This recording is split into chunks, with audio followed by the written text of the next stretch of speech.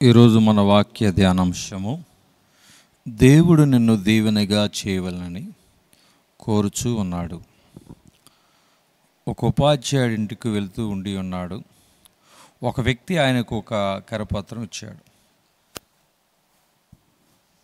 అందులో, ఓ ఇశ్రాయేలు, ఈ రీతిగా నేను చేయబోతున్నాను కనుక ఇశ్రాయేలులారా, మీ దేవుని సన్నిధిని కనబడుటకై సిద్ధపడుడి. ఆమోసు గ్రంథం 4వ అధ్యాయం 12వ వచనం. అతను ఆ కరపత్రం తీసుకుని ఇంటికి వెళ్ళి ఉన్నాడు. 2 వారాలలో దేవుని కలుసుకున్నాడు. మంచి క్రైస్తవ కుటుంబంలో పెరిగి ఉన్నాడు. మంచి అలవాట్లు ఉండి ఉన్నవి. దాన్ని బట్టి ఒకడు విజయవంతమైన జీవితం జీవిస్తాడని అర్థం కాదు. ఒకడు మారు మనసు పొందిన తర్వాత ప్రభువును కలుసుకోవడానికి ఒకడు భయపడడు. ఒకసారి ఒక ఆయన ప్రయాణం చేస్తున్న కారు జారి ప్రక్కనున్న కాలువలో పడింది. అది బోర్లా పడింది.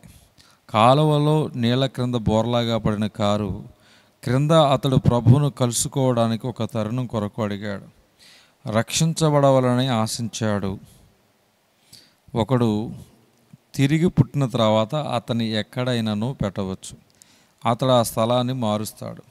దేవుడు ప్రతి భార్యను అడుగుచూ ఉన్నాడు, నీవు నీ భర్తకు ఒక ఆశీర్వాదం తీసుకువచ్చావా? నీ పిల్లలకు, నీ అత్తమామలకు దేవుని తెచ్చావా? ఒకవేళ నీవు డబ్బులు తెచ్చి ఉండవచ్చును. నీ బంధువులకు ఒక వ్యర్థత్వం తెచ్చి ఉండవచ్చును. నీవు ఈ దినమన ఒక ఆశీర్వాదముగా ఉన్నావా? దేవుడు నిన్ను కలుసుకుంటే ఆయనకు నీవు ఇచ్చే జవాబు ఏమిటి? యవ్వన స్త్రీలు వివాహం చేసుకుంటారు. యవ్వన స్త్రీలు క్రీస్తుకు నిష్ప్రయోజకులుగా చేస్తారు. వారు చాలా అర్హత పొందిన వారిని, పెద్ద జీతం తీసుకునే వారిని వివాహం చేసుకోవాలని ఆశిస్తారు. లోకమే వారి అంతం.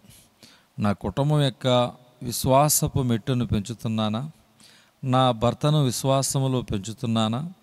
దేవుని యందలి భయము ఒక ధనాగారం. యెషయా గ్రంథం 33:6లో దేవుడు మన వైపు చూసి మనల్ని కనిపెడుతూ ఉన్నాడు. జారత్వం వలనను, వ్యభిచారం వలనను మనం చాలా భయపడతాం. నేను శుభ్రముగా ఉంటిని అని నువ్వు చెప్పగలవా? వివాహమునకు ముందు నీ శరీరాన్ని దుర్వినియోగం చేస్తావు. అప్పుడు నీవు నీ వివాహ జీవితంలో ఎలాగూ సంతోషించగలవు?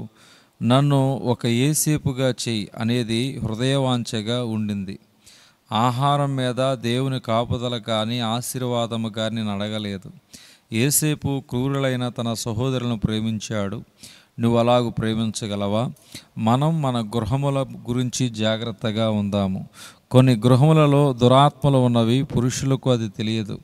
అందం వలనను, ద్రవ్యం వలనను కొంతమంది పురుషులు వివాహము ఆడడానికి ఆకర్షించబడతారు. అప్పుడు వారి జీవిత కాలము అంతా బాధపడతారు. కానీ దేవుని వాక్యమునందు దేవుని వెదుకువారికి అనంతమైన జ్ఞానము కలదు. దేవుడు మనలను బాధ పెట్టవాలని ఆశించడు. ఆయన మనలను బాధించుటలో సంతోషపడడు. ఒక ఉపాధ్యాయుడు నా దగ్గరకు ఏడ్చుకుంటూ వచ్చాడు. వారి స్థలములో ప్రతిసారి ప్రత్యేక కూటములు ఏర్పాటు చేయబడినప్పుడు అతను ఆ ఊరును విడిచిపెట్టుటకు ఏర్పాటు చేసుకుంటాడు. అతడు పారిపోయినప్పుడల్లా అతని కుమారుడు జబ్బు పడతాడు.